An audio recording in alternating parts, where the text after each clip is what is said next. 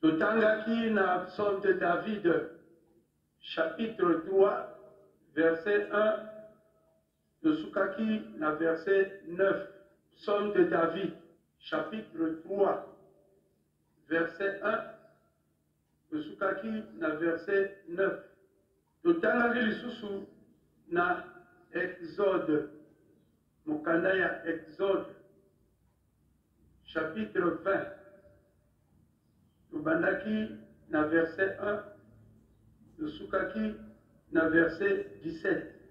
Sikoyo tokotanga na mokanda ya Malak, chapitre 14, tokobanda na verset 32, tokosuka na verset 42. Marc, chapitre 14, verset 32, tokosuka na verset 42. Conclusion na biso ya Matei ekozala na 2 Pierre, chapitre 3, verset 13, tokosuka na verset 14. 2 Pierre, chapitre 3, verset 13, tokosuka na verset 14. Après, tokokende susu na Hébreu, chapitre 2, kaka verset moko ya 3 wana. Ba tata na mama nazali na mokanda ya Kikongo, mais je serai bilingue. Tokoloba na mingoko nyonso tu po ete moko tozwa mwa likambo. Papa Lengenda akei na lulwaku azongi a rassembler Bambuta. Maintenant, l'heure n'a eu ekoki. Pour maintenant, avant de la naïe. Mais il faut aussi la sacrifice. Alors, batata na maman, sikoyo, tokoye va maintenant cause y accident wana. Parce que, basa ko tuna. Pourquoi? Basa ko sepela. D'abord, première alliance. Nzambe asali alliance na Abraham. Quand asali alliance na Abraham, et alliance wana eye que se concrétiser na Noé, na Moïse, pardon. Na Moïse et la suite des 10 commandements. Et ben na Israël, babimaki. Tala ba juif sikaskoyo. Boko kene na mboka na bango. Ezali orgueil était papa. Soko bozana Nzambe, en tout cas, pesa ka fier. Ba juif, boy batani mikanda mingi bakebuna, bamoni bango. Ce sont les premiers savants. Alliance à Tanzanie. Deuxième alliance, Nkolo Yesu aye. Aye kosala alliance na bango na ba Matthieu, Jean, André, Pierre, Marc, Simon-Pierre, etc. Asalaki amuna bango. Maintenant la mission Yankolo Yesu Zalaki, c'est de verser le sang sur la croix et à verser makila naye et à pêcher le témoin na papa Simon Kimbangu, Simon de Silet, à pêcher le témoin. Comment est-ce que le témoin? Alors, Kolo Yesu Alomi. Papa Simon Kimbangu Sikoye, Akamatia. Allez. Alomi, Ngai, Nakobota Malisusu, na 1918. Alors, Oya Botamaki, na 1918, ezali nani, ezali papa Yangenga. Donc, Makamwana Lubakango, na 1910. Maintenant, papa Yangenda, asali, l'air Baduko Koka. C'était le 15 novembre 1952, dans la parcelle de papa Kinyuka Alphonse, dans la rue Maluku. À cette époque-là, c'était le quartier Kinshasa. Ce n'est pas comme aujourd'hui, Kinshasa est commis, Mokagnon sur Kinshasa. Non, non, non. Les Alaki communes, moi, nous sommes en train de Léopold. Donc, papa Diaké Daouti Moussala, à que moi le Pokuna. Et pas Bokilo Naye, papa qui nous Alphonse.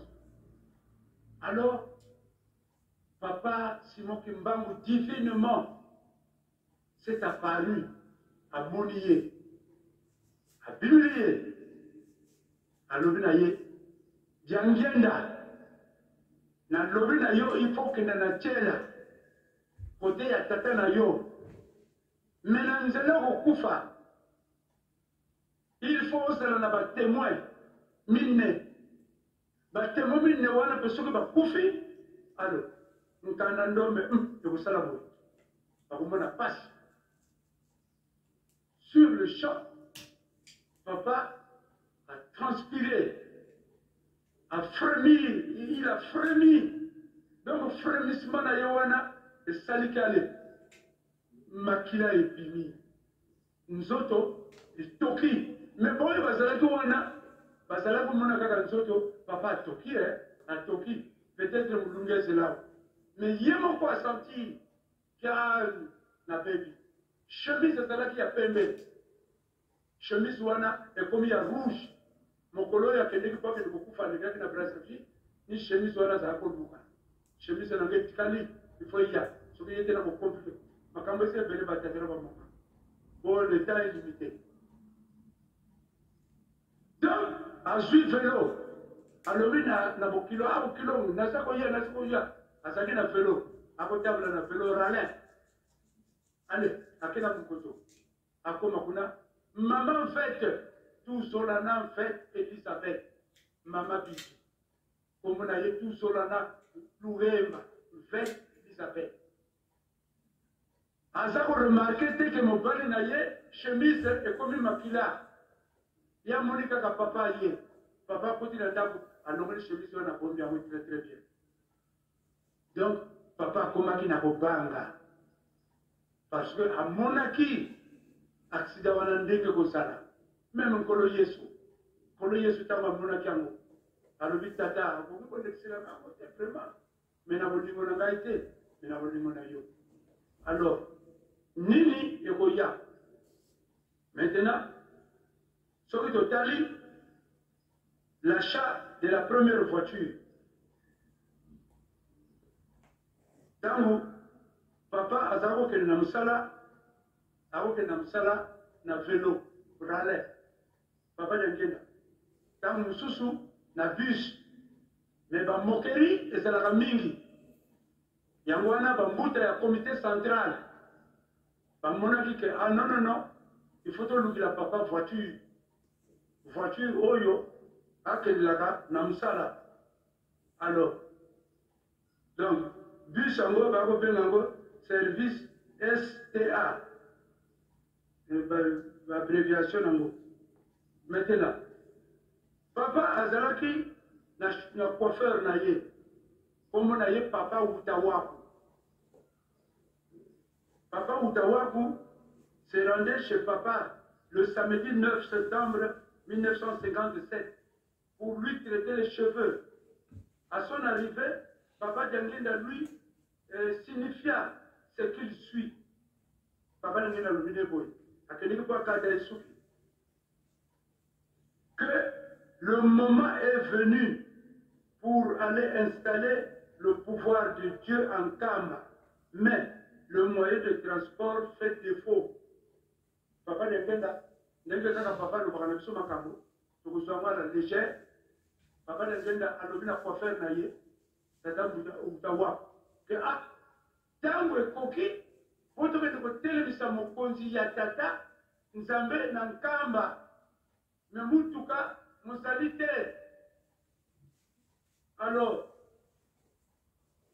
Sikoyo, le groupe de la rue Maluku 120 et celui de l'Opori 221, Alpha Sangani, va cotiser Mbongo, va y avoir une somme de 50 000 francs belges. 50 000 francs, va faire mon papa Stéphane et Sambiakou. Hier, à trouver une voiture d'occasion auprès de monsieur de Manette, le moins un peu difficile. Ni hier, la société Sinking Nandolo. Donc, voiture wana, parce qu'on m'a pas d'ailleurs. Voiture il y a Kala. Maintenant, voiture wana, tant que vous nango, papa Djangena a boyi yango. Mais tata naye, aïe, non, on dit mal. Les alliés dont, ma pèse na yo. Mais voiture yango, natango papa qui solokele, azalaki kokende na nanyoyo, na Réunion, na Belgique, alingaki ko raté avion. Pour voiture yango, ça vous va pas le mingi. Et au retour, à Sengi, na papa Mbuta, te vous changer voiture wana. Papa, Ndebonangaï, a vous tamla na voiture wana te. Alors, maintenant, Mbuta, le comité central, a vous bien dans comité central, il s'en a Mbuta wana. Maintenant, baïko sangana, alors, baïko cotiser mbongo, maintenant, baïko soba, voiture yasika. Maintenant, la voiture yasika wana, alors, baïko, pour le papa, nous dit la Lucien, pour Astala, nani, Mokanda, balongo la papa, nkalamvuila na musala, et pas yazala kusala. Pour Azala, libérer la chauffeur ya papa. Comment il va dire à maman? Papa Nkalamfoul était bien, c'est quelqu'un qui travaillait, il avait son salaire. Mais Andimi, pour tirer le surtout pour que, à se sacrifier comme ma papa d'Angela, le salaire, bon, parce que le salaire, papa, c'est le salaire des actes. Ce sont des sacrifiés. Maintenant, deuxième voiture, on a pour l'attendre, vraiment, ce que nous avons. Deuxième voiture, on a l'attendre à Sombiango. Après, maintenant, la papa Nkalamfoui. C'est ainsi qu'ils établiront un préavis de démission au profit de papa Jean Nkalamfoui, qui travaillait à la pharmacie centrale pour servir auprès de papa Djangeda. Et se fit entièrement, définitivement au service de conduire papa Djangeda jusqu'au 8 juillet 1992, date de la disparition physique de papa Djangeda. Na Batuya Poto, na 1984, papa Lobaki na Bangoboy. Chers frères, si ce n'était pas mon ami qui avait intervenu auprès de papa, je serais parti pour toujours. Mais c'est grâce à lui que je suis revenu à la vie.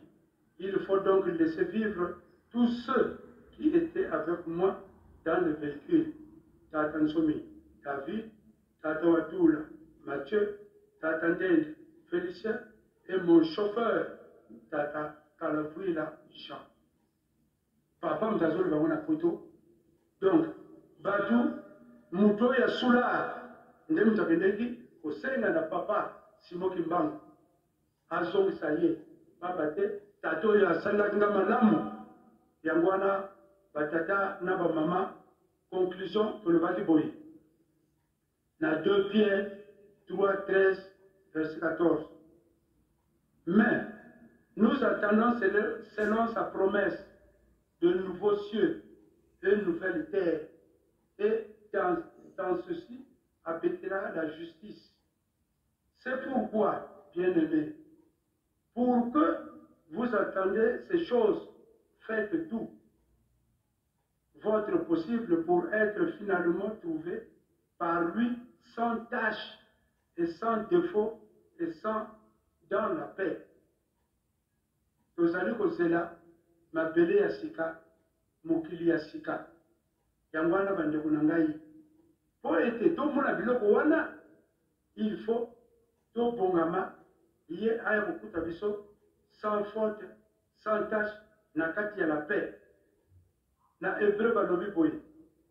Bosi to avuka faut tulombolo tambola mpulusu yoyo ya idene ya keka samuna mfumu ye ya tusikilisa baau bawa.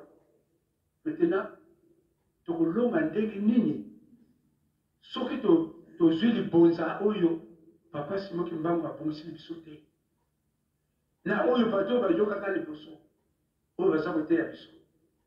Donc soki olongi te faute na yo moko yango wana papa Nyangenda alobaki makambo nyonso nalakisi bino soki olongi te eza kozoba na yo moko. Yango wana papa po tosilisa papa Simon Kimbangu kiangani alingi boye alobi boye dans le 2 juillet 2018, Papa Simon Kimbangu a lobby. Nous avons démarré le processus de la libération de la race noire. Pour démarrer déjà, alors, à l'Union, c'est dans la paix et dans le dialogue. Tout ça, il y a la paix, il y a le dialogue. Offrir une éducation de base et de qualité. Tout peut s'amater, il y a kitoko, il y a madame. Bon, s'ouvrir au monde professionnel et à l'étranger. Donc, tout y banana mokili mobimba. Tout banda ko sala biloko, ndenge bandeko na biso baza ko sala. Yangwana batata na ba mama mposa ya mokonzi ya bule papa Simon Kimbangu kiangani na biso ka tutoza komona pasi awa na mokolo ya lelo to silisi bongo na kombo ya tata mwana pe tata mulimo sato amen.